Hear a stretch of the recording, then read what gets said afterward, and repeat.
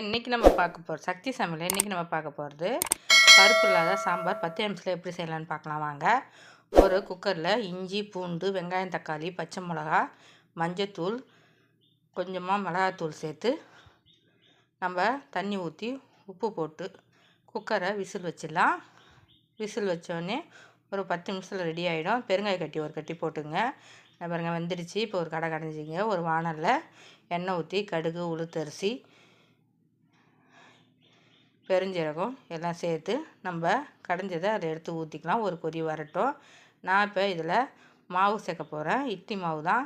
இட்லி மாவை நம்ம நல்லா தண்ணி ஊற்றி கரைச்சி வச்சு இது கொதிச்ச உடனே இது ஊற்றி நம்ம ஒரு கிண்டி கொத்தமல்லி தழை போட்டு எடுத்தால் சூப்பரான சுவையான பருப்பு இல்லாத சாம்பார் ரெடி ஆகிடுச்சு.